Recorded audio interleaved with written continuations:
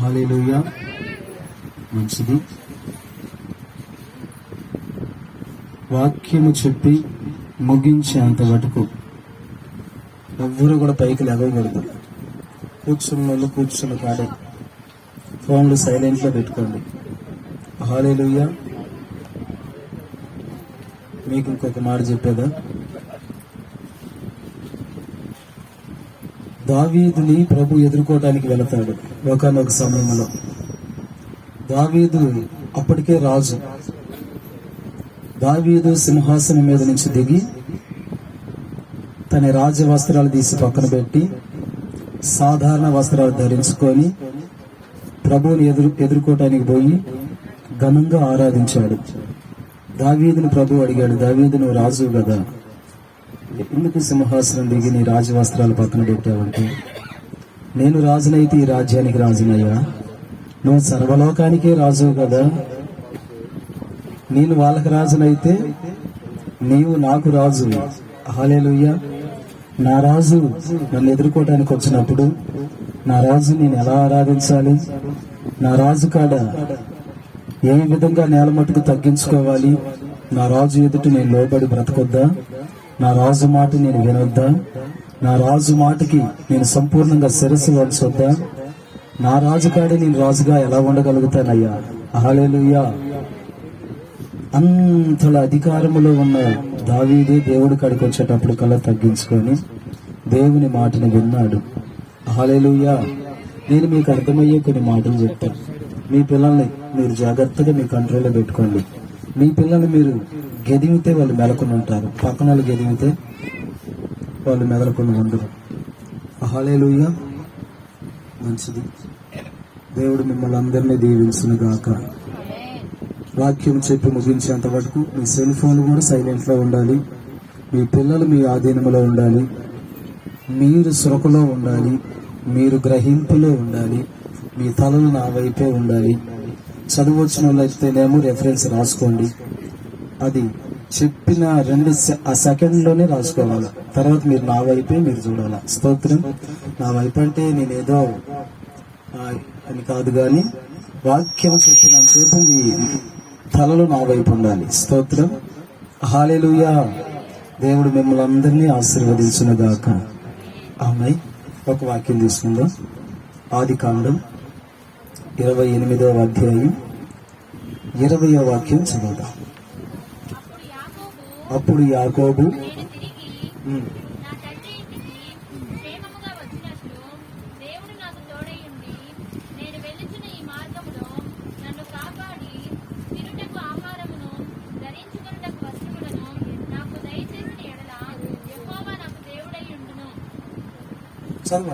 మరియు స్తంభముగా నేను నిలిపిన ఈ రాయి దేవుని మందిరమగును.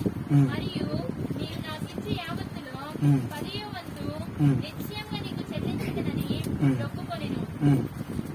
యాకోబు బయలుదేరి తూర్పు జనత దేశంలోకి వెళ్ళెను. అతడు చూసినప్పుడు పొలములో ఒక బావి కనబడెను.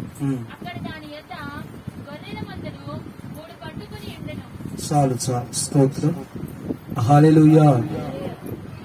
జాగ్రత్తగా వినండి, గ్రహించుకోండి. నేను మిమ్మల్ని అడి తీసుకెళ్ళి ఇటు తీసుకెళ్ళి మధ్యలో వదిలిపెట్టను. అర్థమయ్యేటట్లుగా 2 విషయాలు చెప్తాను అంతే. స్తోత్రం. హల్లెలూయా. ఇతని పేరు యాకోబు. ఇతనికి ఒక అన్న ఉన్నాడు, యోసేఫు. స్తోత్రం. తన తండ్రి ఇసాకు నుంచి తన ఇంటి నుంచి పారిపోతూ ఉంటాడు ఒక అబద్ధమాడి. ఆ అబద్ధమాడినందుకు తన అన్న ఏశావు ఎక్కడ తనని చంపుతాడోనని, ఎక్కడ తనని విజేస్తాడోనని యాకోబు తన ఇంటి నుంచి పారిపోతూ ఉంటాడు. కొంత దూరం వెళ్ళిన తర్వాత అక్కడ పొద్దుపోయిద్ది, చీకటి పడిద్ది. అక్కడ పొనుకొని ఆలోచిస్తూ ఉంటాడు. అయ్యా, నువ్వు అబ్రహాము, ఇస్సాకు, యాకోబులు దేవుడు అని చెప్పకనే చెప్తుంది లేఖనం. నీవు నాకు దేవుడుగా ఉన్నావు గనుక, నేను నీకు కుమారుణ్ణి ఉన్నాను గనుక సుదీర్ఘ ప్రయాణం నా ఎదుట ఉంది. మా మామయ్య కాడికి నేను వెళ్ళాలి. ఎన్ని సంవత్సరాలు పట్టిద్దో తెలియదు. వెళ్ళేటప్పుడు ఏ సింహాలు ఏ మృగాలు నన్ను చంపేస్తాయో తెలియదు. ఈ లోపల నేను ఎక్కడ ధైర్యపడతానో తెలియదు. కానీ నేను అక్కడికి వెళ్ళాలి. నా ఎదుట శక్తికి మించిన ప్రయాణం ఉంది. శక్తికి మించిన ఒక పోరాటం నా ఎదుట ఉంది. ఈ శక్తికి మించిన ప్రయాణంలో, ఈ శక్తికి మించిన పోరాటంలో నా బలానికి మించిన భారం నా కనుల ఎదుట ఉంది. ఈ పరిస్థితులన్నిటిలో తండ్రింటి వారు అండగా ఉంటారనుకుంటే వాళ్ళు లేరు. అలాగని సహోదరుడు తోడు ఉంటాడంటే సహోదరుడు లేడు. పోనీ ఏమైనా స్నేహితులైనా తోడుగా ఉంటారంటే స్నేహితులు కూడా లేరు. మనుషుడు సంచారం చేయని గీకార అరణ్యంలో తనున్నాడు. ఏం చేయాలో అర్థం కాని పరిస్థితి, ఎవరి మీద ఆధారపడాలో అర్థం కాని పరిస్థితి. ఒక్కడే ఉన్నాడు. అక్కడ అంటున్నాడు ఈ మాట, నేను వెలుచున్న ఈ ప్రయాణంలో నాకు తోడై ఉండి, తినుటకు నాకు ఆహారం ఇచ్చి, ధరించుకోవడానికి వస్త్రాలు ఇచ్చి, నేను వెళ్ళవాలనుకున్న గమ్యానికి నన్ను చేర్చి, అక్కడ నీవు నన్ను ఆశీర్వదించి, అక్కడ నువ్వు నన్ను దీవిస్తే, నేను మరలా ఇదిగో ఏ స్థలంలో అయితే కొనుక్కున్నానో, ఏ రాయి అయితే నాకు తలగడగా చేసుకున్నానో, ఇక్కడే నీ నామము కొరకు ఒక మందిరమును కడతానయ్యా. నాకు నువ్వు ఇస్తున్న యావత్తులో 10వ భాగం నీకు ఇస్తానయ్యా అని ఒక మొక్కుబడి యాకోబు అక్కడ చేశాడు. హల్లెలూయా. అంటే మనం ఎలా ఉండాలి అంటే, మన ఎదుట ఒక సుదీర్ఘమైన ప్రయాణం ఉంది. ఈ నూతన సంవత్సరంలో ఇది 2వ ఆదివారం. ఎంతమందికి తెలుసు 2వ ఆదివారం తెలుసా మీ అందరికీ? అంటే నెల సగంలో కూడా మనం లేము, నెల ప్రారంభంలోనే ఉన్నాం. కనీసం 10వ తేదీలో కూడా మనం రాల. నూతన సంవత్సరంలో ఒక అడుగు పెట్టి 9 రోజులు. ఇది ఎన్ని రోజులు? ఇంకా కుడి ఎడంగా 355 రోజులు పైనే ఉంది. మనం నడవలసింది, మనం జీవించవలసింది, మనం ఎదుర్కోవలసింది, మనం మోయవలసిన కుటుంబ భారాలు చాలా మన కనులు ఎదుట ఉన్నాయి. అయితే వీటన్నిటి మధ్యలో మనం దేవునితో ఎలా ఉండాలి, దేవునితో ఒక నిబంధన ఎలా చేసుకోవాలి, దేవునితో ఒక మొక్కుబడి, దేవునితో ఒక వడంబడిక, దేవునితో ఒక నిశ్చయిత ఎలా చేసుకోవాలి? యాకోబు మహాజ్ఞానం కలిగిన వాడు. సొలొమోను తర్వాత జ్ఞానం గలవాడనే చెప్పాలి. స్తోత్రం. ఎందుకంటే నీతో నాకేం పని ఉందిలే ప్రభువా, నేను వెళతాలే, తల్లిదండ్రులు ఇచ్చిన కాళ్ళు రెక్కలుగాళ్ళు ఉన్నాయి, ఏదో కొద్దిగా గొప్ప ఆరోగ్యం ఉంది, నేను వెళతాలే అని అక్కడ తన బలం మీద ఆధారపడాల, అక్కడ తన జ్ఞానం మీద ఆధారపడాల.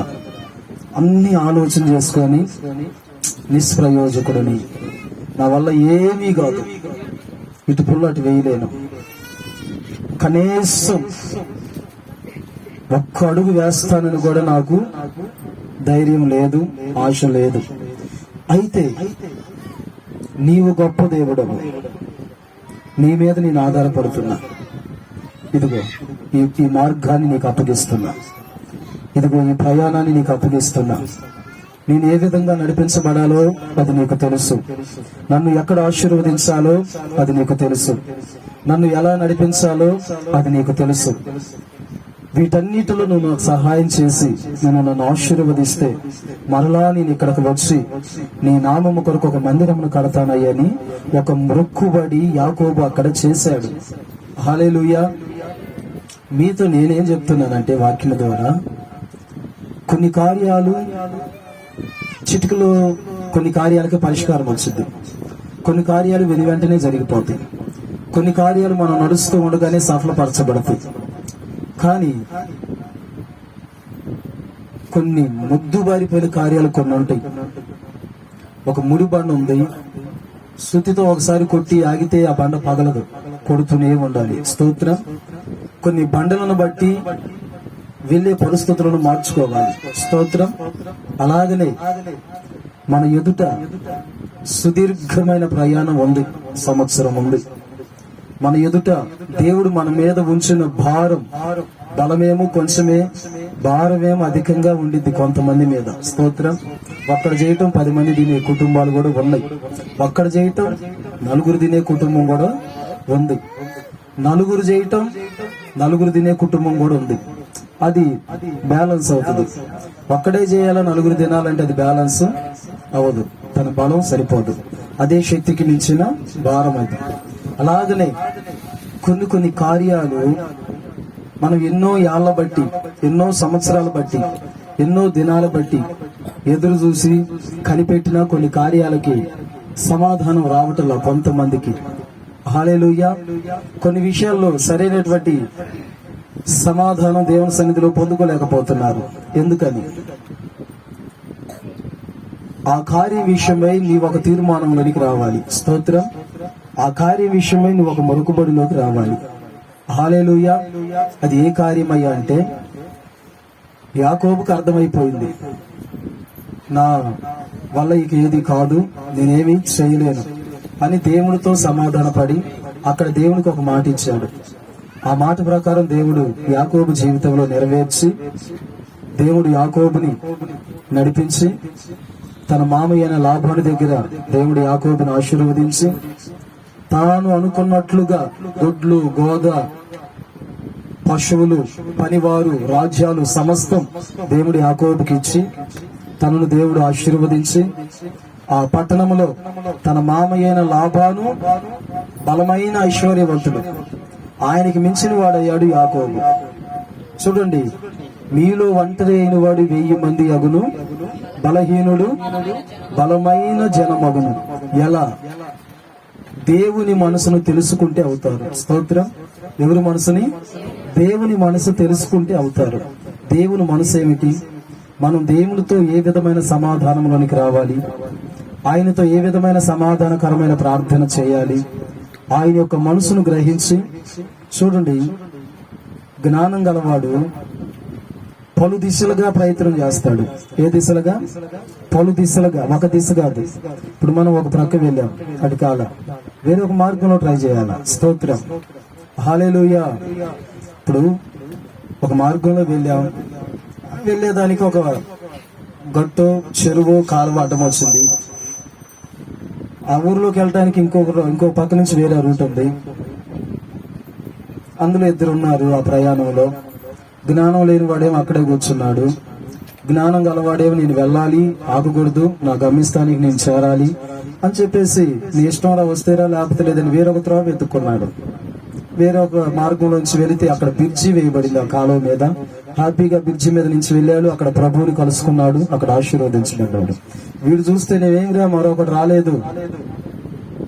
వాడు ఏమవునాయా అంటే, ప్రభువే వాడి దగ్గరకు వచ్చి, ఏంద్రా ఇక్కడ ఆగిపోయావంటే, ఎలా వచ్చామయ్యా, మధ్యలో కాలం అడ్డంగా ఉంది కదా, మైండ్ లేకుండా మాట్లాడుతున్నా అని ప్రభువుని అన్నాడు. వీడు, అరే కాస్త అప్పుడప్పుడు ఉపయోగించాలిరా జ్ఞానాన్ని, ఇటు లేదు దారి, మరో పక్కరా. హల్లెలూయా. ఇంటికి వెళ్ళే దారిలో 4 కుక్కలు కూర్చొని ఉండే. కుక్కలాడుండి నువ్వు ఇక్కడే ఉంటావా? తప్పించుకుని వెళ్తావు కదా ఇంటికి.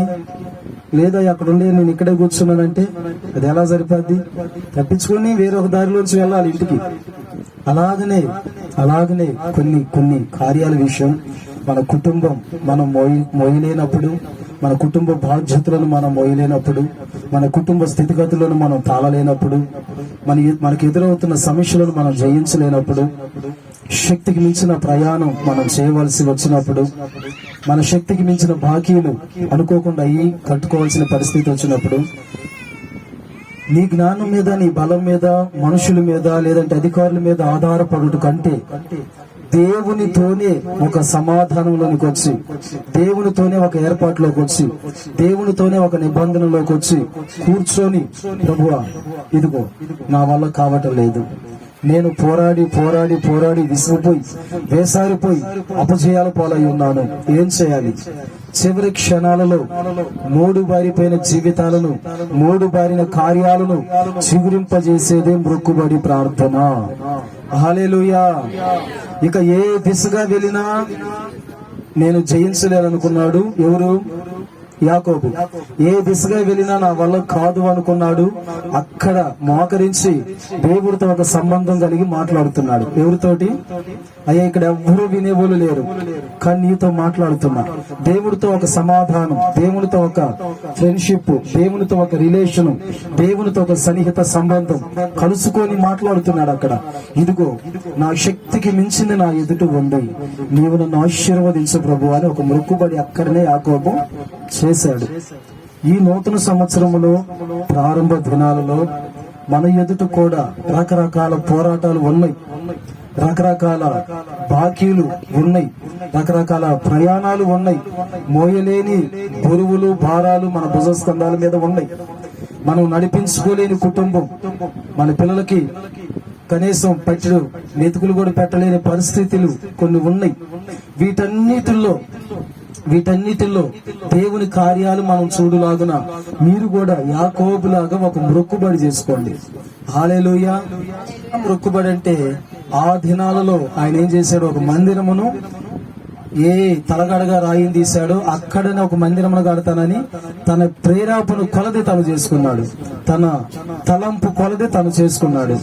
మీరు కూడా అంటే కుటుంబాలు ఈరోజు ఎక్కడ పడిపోతున్నాయి అంటే అడిగి అడిగి అడిగి అడిగి కొన్నిసార్లు వెళ్లాల్సిన రూట్లో వెళ్ళక మార్గంలో ఎంత వేసారిపోతారో, దేవునితో కనెక్ట్ అయ్యే విషయంలో కూడా కొన్నిసార్లు అర్థం కాక మనుషులకి ఏ విధంగా దేవుణ్ణి కనెక్ట్ కావాలి, దేవునితో ఏ విధంగా మనం దేవుని స్పందించాలా. స్తోత్రం.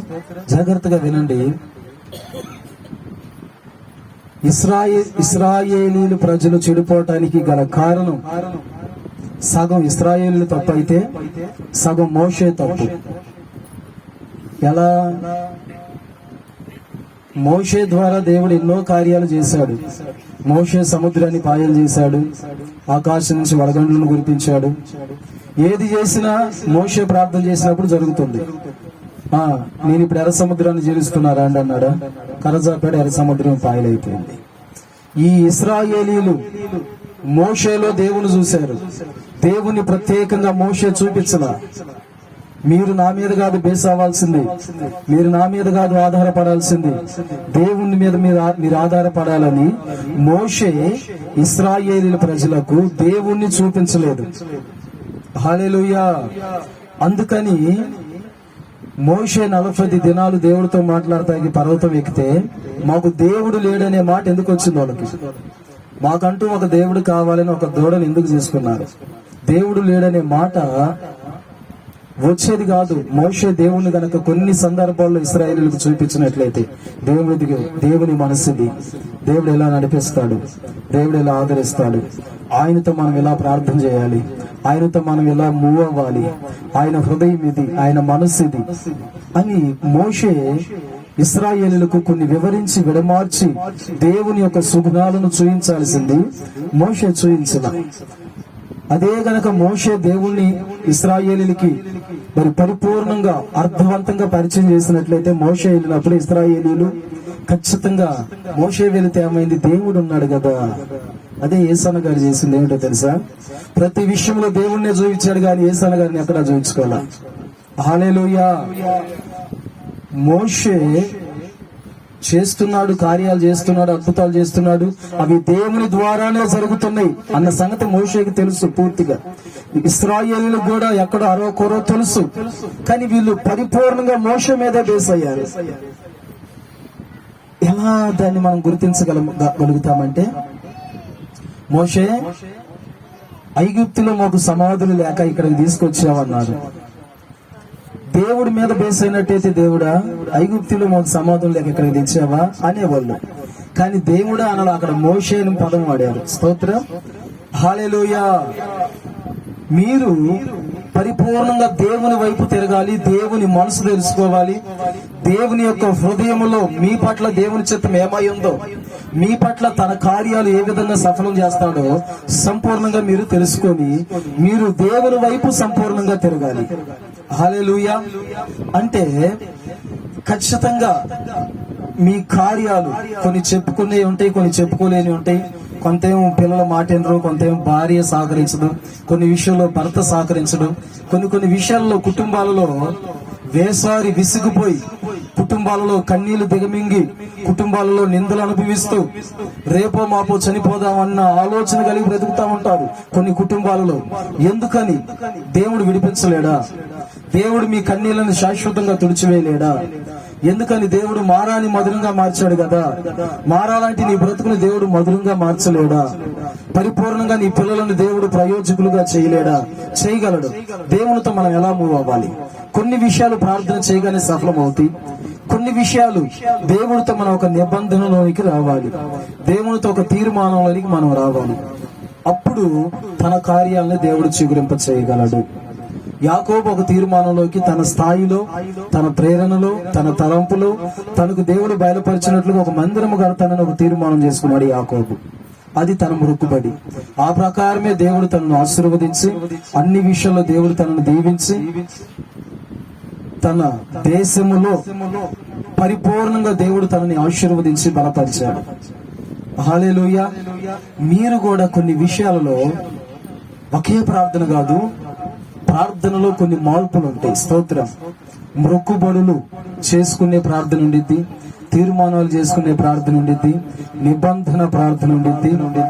అంటే నిబంధన ప్రార్థన అంటే ఈ నిబంధన ప్రార్థన వేరు. దావీదు, అయ్యా పాపం చూడకుండా నా కన్నులు త్రిప్పివేయమని నిబంధన చేసుకున్నా. యోబు చేసుకున్నాడు, దావీదు చేసుకున్నాడు. అంటే ఇది నిబంధన ప్రార్థన. యాకోబు చేసుకున్న మొక్కుబడి ప్రార్థన. స్తోత్రం.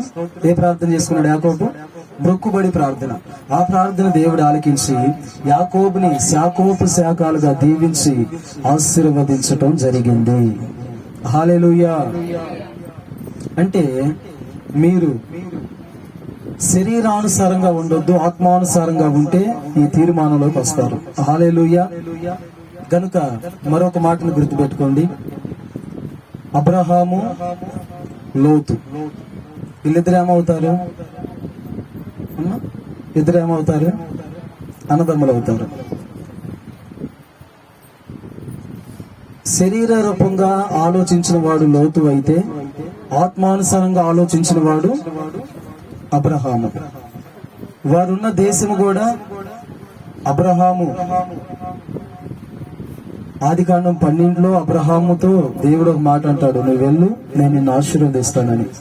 అబ్రహాము కూడా వెళ్ళేటప్పుడు, ప్రభువా నేను వెళుతున్నా, నువ్వు చూయించు దేశానికి నేను వెళుతున్నా, అక్కడ నువ్వు నన్ను ఆశీర్వదించు ప్రభు అని అబ్రహాము కూడా దేవుడితో ఒక సమాధాన ప్రార్థన చేసుకుని వెళతాడు. అక్కడికి వెళ్ళిన తర్వాత వెళ్ళేటప్పుడు ఒక్కడే వెళ్ళడు, లోతును కూడా వెంట పెట్టుకుని వెళతాడు. అక్కడ అబ్రహాము, లోతు కలిసి నివాసము చేయనంతగా వారు ఆశీర్వదించబడ్డారు. ఆశీర్వదించబడిన తర్వాత అబ్రహాము లోతుని పిలిచిదిగో, జాగ్రత్తగా వినండి, నువ్వు తూర్పు వెళ్తానంటే నేను పడమటికి వెళ్తాను, నువ్వు పడమటికి వెళ్తే నేను తూర్పుకి వెళ్తాను అని అబ్రహాము ఛాయిస్ లోతుకి ఇచ్చేశాడు. హల్లెలూయా. కోరుకో అంటే తన ఇష్టానుసారంగా కోరుకున్న వాడిలో లోతు ఉన్నాడు, దేవుని ఇష్ట ప్రకారం కోరుకున్న వాడిలో అబ్రహాము ఉన్నాడు. హల్లెలూయా.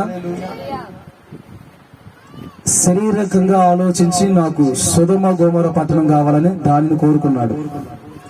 అంటే ఇతనేమో తన ఆలోచన ప్రకారం కోరికను కోరుకొని వెళ్ళిపోయాడు. అబ్రహామేమో దేవుని ఆలోచన ప్రకారం కోరుకొని అక్కడే ఉన్నాడు. హల్లెలూయా.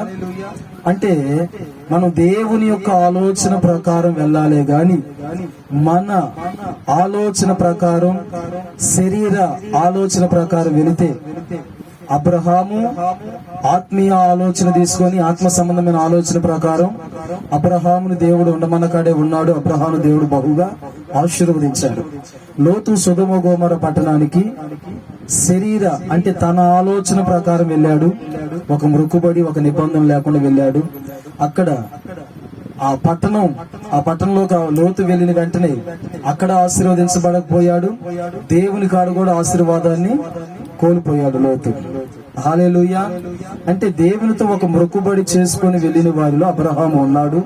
అబ్రహాము కూడా దేవుడు శాశ్వతంగా ఆశీర్వదించి దీవించి నూతనమైన కార్యాలను దేవుడు అబ్రహాము జీవితంలో చేశాడు. అంటే మన ఎదుట శక్తికి మించిన ప్రయాణం కావచ్చు, శక్తికి మించిన కార్యాలు కావచ్చు, ఇవన్నీ నెరవేర్పు కావాలి అంటే మనము దేవునితో కొన్ని మార్పులు చేర్పులతో కూడిన హృదయ ప్రార్థన ఏర్పాటు కలిగి మనం నడుచుకోవాలి. హల్లెలూయా. అంటే అర్థమవుతుందా మీకు నేను చెప్పేది? ఒకటి, యాకోబు ఆ మొక్కుబడి చేశాడు, ఆ ప్రకారం దేవుడు యాకోబుని ఆశీర్వదించాడు. నేను మీతో ఎందుకు చెప్తున్నానంటే, మనకి ముందుగా ఉన్న మన భక్తులు మనకు ఒక మాదిరి. ఏసన్న గారు గాని, దేవదాసాయి గారు గాని, లేదంటే మనకు ముందు వెళ్ళిపోయిన ఫాల్ యాంగిచో గారు గాని, వీళ్ళందరూ మనకి ఒక మాదిరికరమైన మార్గాన్ని అక్కడ సిద్ధపరిచి వెళ్ళిపోయారు. స్తోత్రం. భక్తులు వెళ్ళిన మార్గాలను మనం ఎన్నుకుంటే మనం ఆశీర్వదించబడతాము. హల్లెలూయా. భక్తులు ఎన్నుకున్న మార్గాలు, ఒకటి యాకోబు ఎన్నుకున్న మార్గం, రెండు అబ్రహాము ఎన్నుకున్న మార్గం, మూడు యోఫ్తా కూడా ఒక మార్గాన్ని ఎన్నుకున్నాడు. దాన్ని కూడా చదువుదాం. న్యాయాధిపతులు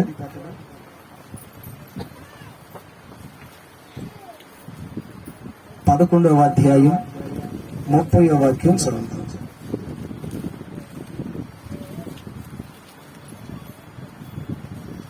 అప్పుడు యోఫ్తా యెహోవాకు మొక్కుకొనెను, ఎట్లనగా నీవు నా చేతికి అమోనీయులను నిశ్చయముగా అప్పగించిన ఎడల నేను అమోనీయుల యొద్ద నుండి క్షేమంగా తిరిగి వచ్చినప్పుడు నన్ను ఎదుర్కొనుటకు నా ఇంటి ద్వారము నుండి బయలుదేరి వచ్చేదనని అది యెహోవాకు ప్రతిష్టమగునను, మరియు దహన బలిగా దాన్ని నర్పించదనెను. ఆమేన్. హల్లెలూయా.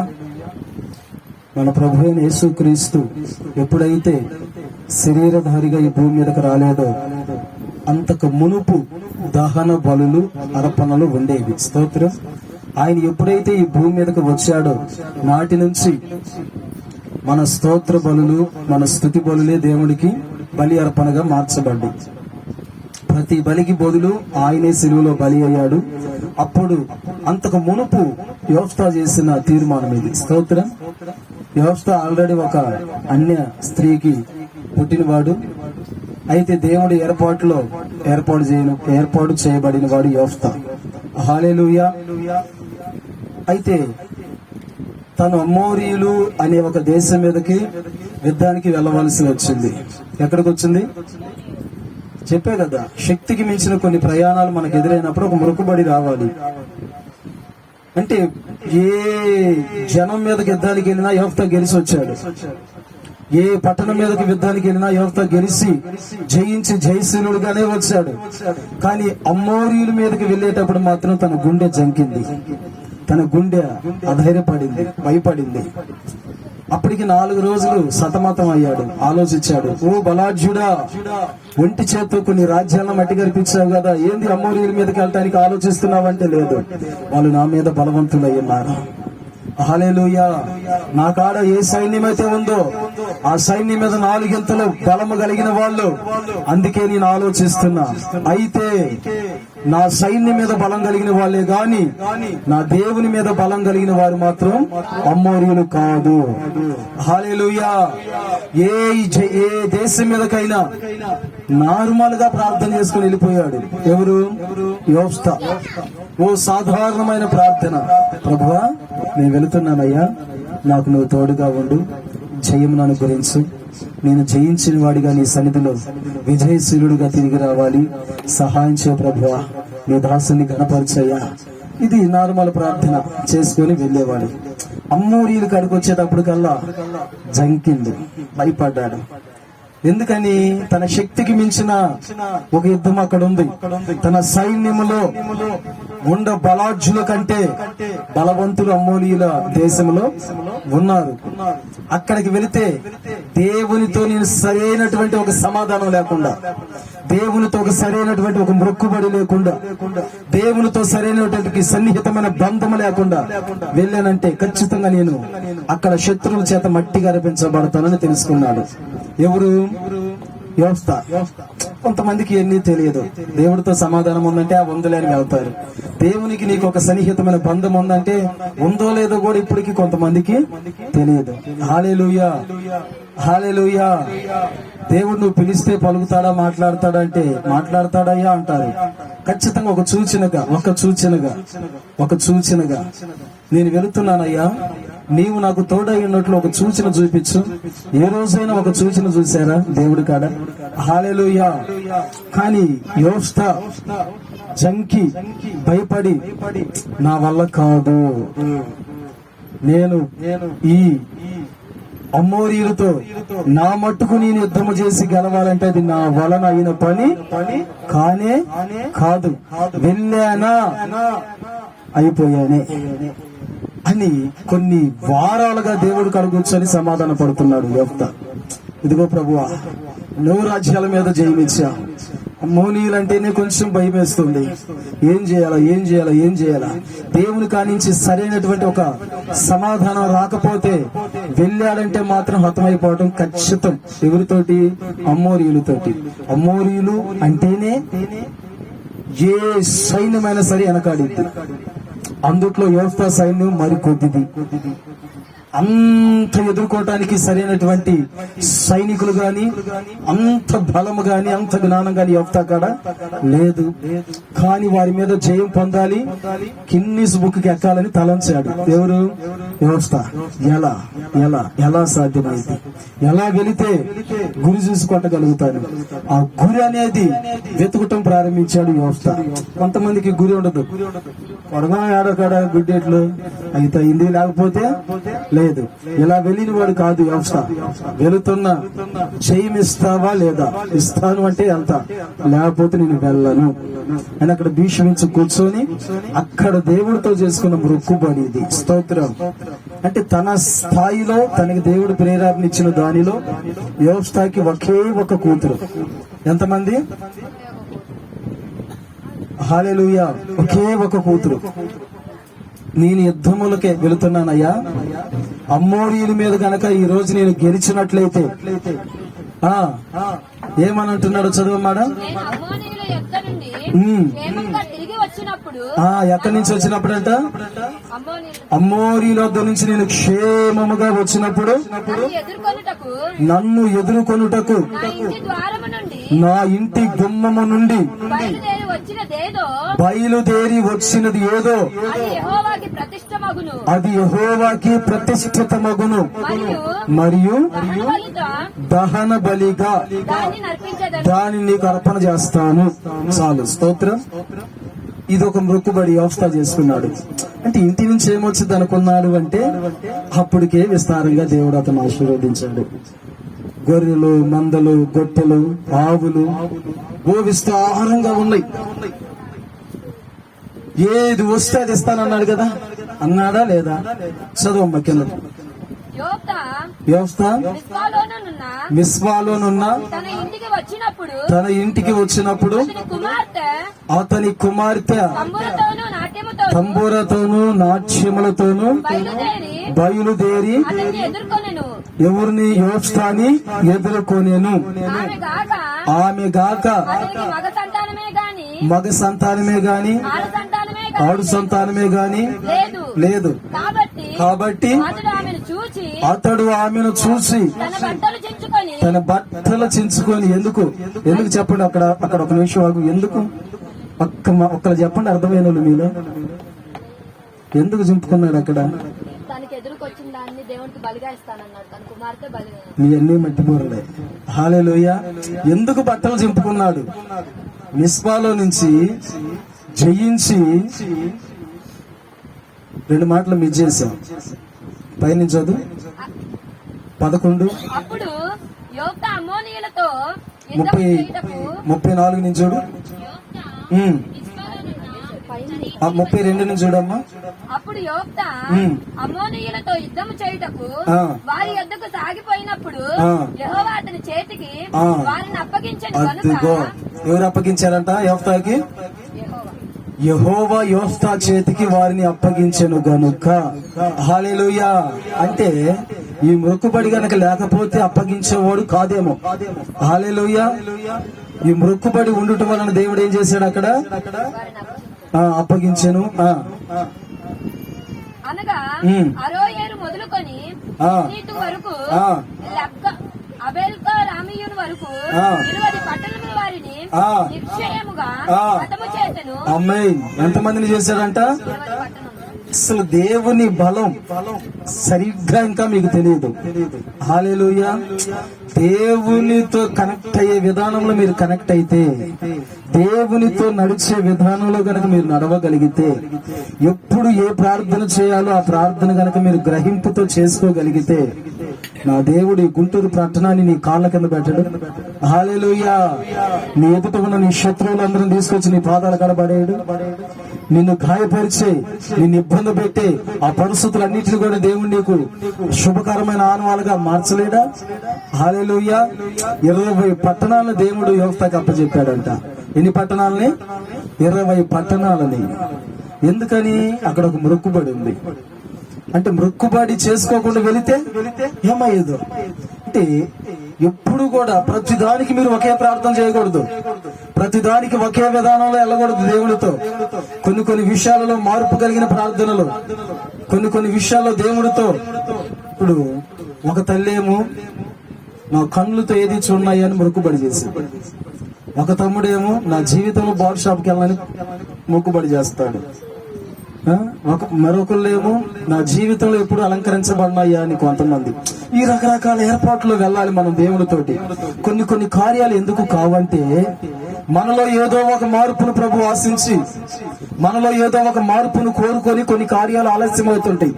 దానిని నువ్వు గ్రహించుకొని, ప్రభువా ఇదిగో నా విషయం అయితే నేను ఇలా చేస్తున్నా, నాలో నీకు నచ్చింది ఇది ఉందని నాకు ఒక ఆలోచన వచ్చింది. రా, నువ్వు దేవుని సన్నిధికి రా, కూర్చో, 1 గంట కనిపెట్టు, 2 గంటలు కనిపెట్టు, కూర్చో, నాలో బలహీనతలు బయలుపరచయ్యాను. ఆయన నీకు బయలుపరుస్తాడు. ఆ కార్యం అవ్వకుండా ఆపుతున్న అడ్డంకులు ఏవైతే ఉన్నాయో వాటి విషయమై నువ్వు దృష్టి పెట్టు. అప్పుడు దేవుడు క్షుణ్ణంగా నీతో మాట్లాడతాడు. స్తోత్రం. ఆదికాండం 18:17 చదవండి. అప్పుడు యెహోవా, నేను చేయబోవు కార్యము అబ్రహామునకు దాచెదనా? అబ్రహాము నిశ్చయముగా బలముగల గొప్ప జనమగును. చాలు. స్తోత్రం. నేను చెయ్యబోవు కార్యమును అబ్రహాముకి దాచెదనా. హల్లెలూయా. దేవుడు ఏది దాచుకోడు, ప్రతిదీ చెప్తాడు మనకి. స్తోత్రం. ప్రతిదీ నువ్వు కూర్చుంటే, నేను చేయబోయే కార్యము అబ్రహామునకు దాచేదనా అంటే దేవుడు దాయడు. నువ్వు కూర్చో. ఏ విషయంలో ఆ కార్యము సఫలం అవ్వట్లేదు కూర్చో. నీలో ఏదో ఒక బలహీనత, లేదంటే నీలో నుంచి ఏదో ఒక హల్లెలూయా. ఇప్పుడు కొన్ని మనం మార్చుకోలేని దేవుడు ఎదురు చూస్తూ ఉంటాడు. ఈ మార్పు వస్తే ఈ కార్యం చేయాలి, వీరిలో ఈ చూపులో మార్పు వస్తే ఈ కార్యం చేయాలి, ఈ నోటి మాటలో మార్పు వస్తే ఈ కార్యం చేయాలి, వీరి కుటుంబంలో మొదటి సంతానంలో నాకు ప్రతిష్ఠితంగా అర్పిస్తే నేను ఈ కార్యం చేయాలి అని దేవుడు ఎన్నో రకరకాల తలంపులతోటి కలిగి ఉంటాడు. ఆయన నీ కుటుంబం పట్ల రకరకాల ఉద్దేశాలు కలిగి ఉంటాడు ఆయన. హల్లెలూయా. ఆ ఉద్దేశాల ప్రకారం నీవు ఆయన సన్నిధిలోకి వచ్చి కూర్చొని ఆలోచిస్తే, ఆయన చెయ్యబోయే కార్యము అబ్రహాముకు దాయలేదు, నీకు కూడా దేవుడు దాచిపెట్టడు. హల్లెలూయా. నీ కుటుంబం పట్ల నువ్వు తల్లి గర్భములో నిర్మాణం చేయక మునిపే నీ పట్ల దేవుడు ఒక ప్రగాఢ సంకల్పం కలిగి ఉన్నాడు. ఆయన నిన్ను ఏ దిశగా నడిపించాలో, ఎక్కడ నీ తల ఎత్తాలో, ఎక్కడ నిన్ను ఘనపరచాలో ఆయన నీవు తల్లి గర్భంలో నిర్మాణం చేయక తెలికే ఆయన కొన్ని సంకల్పాల ప్రకారం సంకల్పించుకొని ఉన్నాడు. అవన్నీ ఆయన హస్తాల్లోనికి మనం వచ్చినప్పుడు జరుగుతాయి. ఆయన హస్తాల్లోకి రావటం అంటే ఏమిటి? అయ్యా, పోయిన సంవత్సరం చూడరాని దృశ్యాలు చూసా, పోయిన సంవత్సరం ఆడరాని మాటలు ఆడా, వెళ్ళరాని స్థలాలకు వెళ్ళా, ఒక అన్యుడే మేలు అనిపించింది, క్రైస్తవునని పిలువబడుతూ కూడా చేయకూడని పనులు, మాట్లాడకూడని మాటలు, వెళ్ళకూడని త్రోవలు నేను వెళ్ళా. అందుకే నా బ్రతుకు అలా ఉందేమో. ఇదిగో ఈ నూతన సంవత్సరంలో అడుగు పెడుతున్నా. అవన్నీ నాకు వద్దనుకుంటున్నా, అవన్నీ నాకు అవసరం లేదనుకుంటున్నానయ్యా. నీతో నడుద్దామని తీర్మానం తీసుకుంటున్నా. ఈ సంవత్సరం పోయిన సంవత్సరం నాకు నచ్చిన మార్గంలో వెళ్ళా, పోయిన సంవత్సరం నాకు నచ్చిన ఏర్పాట్లో నేను జీవించా, ఇది ఇక నాకు అది వద్దు అనుకుంటున్నా, ఆ జీవితం కాదు అనుకుంటున్నా, నీ సన్నిధిలోకి వస్తున్నా, కూర్చుంటున్నా. ఈ సంవత్సరం ఇలా నేను నడుస్తా, ఈ సంవత్సరం నా నోటితో ఈ విధంగానే మాట్లాడతా, నా కన్నులతో నిన్ను లేదా శ్రేష్టమైన నీ యొక్క వాగ్దానాలు వాక్యాలనే చూస్తా, ఇలా ఉంటానయ్యని ఒక తీర్మానంలోకి నువ్వు వచ్చావనుకో, అప్పుడు దేవుని యొక్క శక్తిని నువ్వు చూసేది. హల్లెలూయా. అప్పుడు ఆయన చెప్తాడు, ఏం చెప్తాడో తెలుసా? సమూయేలుతో చెప్తున్నాడు, సమూయేల్, ఇశ్రాయేలీయుల పట్ల నేను వచ్చే నెలలో ఫలానా కార్యం చేయబోతున్నా, అది విన్న వారి చెవులు గింగురమనను పోయి చెప్పు. దేవుని సన్నిధిలో నువ్వు కూర్చొని బలహీనతలను సరి చేసుకొని, లోటుపాట్లను సరి చేసుకొని, రావాల్సిన తీర్మానంలోనికి నువ్వు వచ్చి కూర్చునే విధానంలో కూర్చొని దేవుడు కనుక నువ్వు అడిగితే ఆయన చేయబోయే కార్యాన్ని నీకు బయలుపరుస్తాడు. ఆ కార్యాలు చేసేటప్పుడు నీ చెవులు గింగురమంటే అలా దేవుడు చేయగలడు. దేవుడు చేసే కార్యాలు మనకి దాయడు. హల్లెలూయా.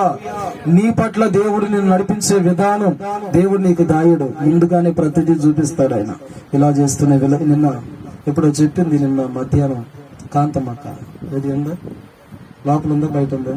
హల్లెలూయా. నిన్న అంటుంది, నేను నిన్న సాయంత్రమో ఎప్పుడు మొన్న సాయంత్రం శుక్రవారం సాయంత్రం ఫోన్ చేశా, అమ్మా రేపు స్లాబ్ ఉంది చెప్పమన్నావు కదా, రేపు వేస్తున్నాం స్లాబ్.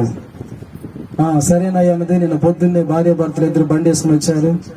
చూస్తాం కట్టండా, నేను ఎప్పుడు చూడలేం పని చేయటం. కంకర ఇసుక ఒక్కతే తీసేసింది. జనం అంటే తక్కువ ఉన్నారండి. నిన్న కంకర ఇసుక ఒక్కతే తీసి లోన్లో వేసింది. హల్లెలూయా. నీ పైనుంచి చూస్తున్నా. అంతా అయిపోయిన తర్వాత అయ్యా అంతకు ముందు మధ్యాహ్నం మేము పని చేసి పడుకున్నాం, ఫోన్ చేసి అన్నం తిని స్లాబ్ వేస్తున్నట్టు నాకు దర్శనం వచ్చింది. దర్శనం వచ్చిన కాసేపటికి నువ్వు నాకు ఫోన్ చేసే ఉంటుంది. హల్లెలూయా. అంటే దేవుడు చేయబోయేవి ఆయన ప్రజలకు ఖచ్చితంగా చూపిస్తాడు. అబ్రహామా, నేను చేయబోయే కార్యం నీకు నేను దాస్తానా? దాయిను. దేవుడు దాయిలా. అబ్రహాం పట్ల ఏదైతే దేవుడు చేయబోతున్నాడో చెప్పాడు కదా, ఆకాశపు నక్షత్రాల వల్ల నీ సంతానమును దాచాడా? చెప్పేశాడు. నీకు నిశ్చయమయ్యా, నువ్వు నాకు ఎంత ఆస్తి ఇస్తే ఉపయోగం ఏముంది? నా పని వారిలో ఒకడు ఆస్తికి కర్త అవుతాడు కదా. లేదు, నీ గర్భాన పుట్టబోవాడే నీ యొక్క ఆస్తికి వారసుడు అవుతాడు. దాచాడా? దాయలేదు. హల్లెలూయా. తర్వాత నీ సంతానమునకు నీకు చేసిన వాగ్దానం నేను నెరవేర్పు చేస్తానన్నాడు. ఇస్సాకు చేశాడా లేదా? జలలు గల హోటల్ ఇచ్చాడు ఇస్సాకు దేవుడు. ఇస్సాకు అడుగు పెట్టిన దేశాన్ని దేవుడు దీవించాడు. ఇస్సాకు ఒక విత్తనం వేసి 100 రెట్ల పంటను కోసాడు. దేవుడు ఏది దాయడు. ఆయనకి ఇష్టమైన శైలిలో, ఆయనకి ఇష్టం వచ్చిన మార్గంలో ఆయనతో మనం ఒక మొక్కుబడితో కూడిన ప్రార్థన తీర్మానం తీసుకొని ఆ కార్యాల విషయంలో మనం ముందుకు వెళితే ఆయన ఏ కార్యము కూడా దాచేవాడు కాదు. హల్లెలూయా. నేను ఆరాధిస్తున్న దేవుడు నీ పట్ల చేసే కార్యాలను ఏది మరుగు చేయడు, తెలియజేస్తాడు ఆయన. అయితే మనం ఆయనతో ఒక సమాధాన సన్నిహితమైన ఆ ఏర్పాట్లోనికి మనం వచ్చినప్పుడు ఆయన చిత్తాన్ని అప్పుడు మనకు బయలుపరచగలడు. స్తోత్రం. హల్లెలూయా. యోఫ్తా యుద్ధానికి వెళ్ళాడు. మీసాలో నుండి అంటే 20 గ్రామాల మీద 20 దేశాల మీద సంపూర్ణమైన విజయాన్ని జయించి చివరిగా మిస్సా ఆ ప్రాంతంలో కూడా దేవుడు గొప్ప విజయాన్ని ఇచ్చిన తర్వాత ఇంటికి బయలుదేరి వస్తున్నాడు. తన గుమ్మములో నుంచి ఏదైతే వచ్చిందో తను జయించి వెళ్ళేటప్పుడు అది యెహోవాకి ప్రతిష్ఠిత మగును, దాన్ని యెహోవాకి నేను బలిస్తానన్నాడు. ఎవరు వచ్చారు ఇప్పుడు ఆ గుమ్మంలో నుంచి? తన ఒక్కగాని ఒక కూతురు వచ్చింది. ఎవరొచ్చింది? ఇప్పుడు ఏం చేయాలి? ఆ కూతురుని దేవునికి మాట ఇచ్చి తప్పవచ్చా? హల్లెలూయా. దేవుడు మాట ఇచ్చి తప్పాడా నీ పట్ల? మాట ఇచ్చి నెరవేర్చగలిగిన దేవుడు మనం ఆరాధిస్తున్న దేవుడు. హల్లెలూయా. ఇప్పుడు వచ్చింది. ఆ బట్టలు చింపుకొని ఏం చేస్తున్నాడు? చదువమ్మాడా 24 నుంచి చూడు, 34 నుంచి చూడు. న్యాయాధిపతులు 11:34.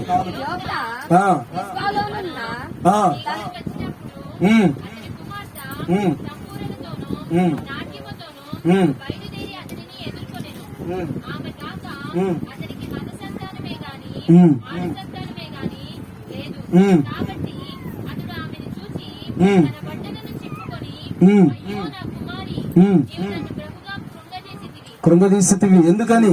నీవు నన్ను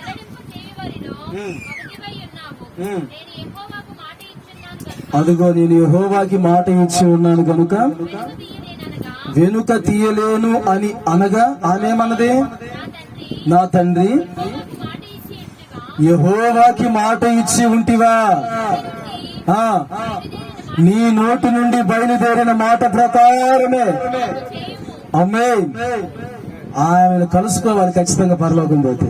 ఎవరిని? యోఫ్తా కూతురుని. ఎవరిని? కుమార్తె హల్లెలూయా. అసలు భలే మాట అన్నది. అనదా లేదా అక్కడ? నా తండ్రి నీ యెహోవాకి మాట ఇచ్చి ఉంటిగా, అయితే నీ నోటి నుండి బయలుదేరిన మాట ప్రకారం నాకు చెయ్యి. హల్లెలూయా. యోఫ్తా ఎంత గొప్పవాడో. కూతురు, కొంతమందికి తండ్రులను బట్టి బిడ్డలకి ఘనత వచ్చింది కానీ కొంతమందికి బిడ్డలను బట్టి తండ్రులకి ఘనత వచ్చింది. ఆనాడు ఇస్సాకును బట్టి అబ్రహాముకి ఘనత వచ్చింది. ఈ రోజు యోఫ్తా కూతురును బట్టి యోఫ్తాకి ఘనత వచ్చింది. ఎలా? ఇప్పుడు ఉండాలి పిల్లలు కొంతమంది సేవకి ఇవ్వాలని అందరూ అనుకుంటున్నారు, కానీ వాడు వింటే కాదు. హల్లెలూయా. ఇప్పుడు మీ పిల్లల్ని ఎవరికైనా, మీ పిల్లల్లో ఎవరినైనా పరిచర్యకి ఇవ్వాలన్నా, సేవకి దేవుడికి ఇవ్వాలన్నా అందరికి ఇష్టమే, కానీ అడ్డాలోడు వెనకే మీరు మాట లేకపోతున్నారు. అవునా కాదా? హల్లెలూయా. యోఫ్తా నా తండ్రి ఒక మాట ఇచ్చాడు పరలోకపు తండ్రికి, నా తండ్రి మాట పోతే ఆయన కుమార్తెగా నేను చచ్చిన దానితో సమానం బ్రతికి ఉన్నా గాని, నా దేవుని చిత్తం లేకపోతే నా తండ్రికి వెదురుగా నేను రాను కదా. నేను వెళ్ళాను అంటే నా తండ్రి నన్ను కోరుకున్నాడేమో, నా తండ్రి నన్ను కావాలి అని ఆశపడ్డాడేమో, నా తండ్రి మాట పోతే నేను బ్రతికినా ఒకటే చచ్చినా ఒకటే అనుకుందేమో ఆ మహానుభావురాలు. స్తోత్రం. హల్లెలూయా. అయితే ఒక చిన్న సందేహం అడిగింది, చదవమ్మ కింద. యెహోవా ఆ, నీ శత్రువులైన ఉమ్, అమ్మోనీయుల మీద పగ తీర్చుకుని ఉన్నాడని అతనితో అనెను. ఆ, మరియు ఆమె నా కొరకు చేయవలసినదేమనగా ఉమ్. 2 నెలల వరకు నన్ను విడువము. ఒక 2 నెలల మటుకు నన్ను. అసలు ఎవరైనా ఆ మాట అనగలుగుతారా? హల్లెలూయా. ఏ మాట? 2 నెలల వాడికి ఇడువమని కాదు, సంపూర్ణంగా నీ తండ్రికి నీ దేవుడికి నీవిచ్చిన మాట ప్రకారం నీ శిరస్సు వచ్చుతున్నా. ఆ 2 నెలలు ఎందుకు అడిగింది? చదవమ్మ కింద. నేనును ఉమ్, నా చెలికత్తెలను ఉమ్, పోయి కొండల మీద ఉండి ఉమ్. నా కన్యాకత్వమును గూర్చి నా కన్నికత్వమును గురించి ప్రలాపించదనని ప్రలాపించదనని చెప్పగా ఆ, పొమ్మని చెప్పి ఉమ్, 2 నెలల వరకు ఉమ్, ఆమెను పోనిచ్చెను గనుక ఉమ్, ఆమె తన చెలికత్తెలతో కూడా పోయి ఉమ్. కొండ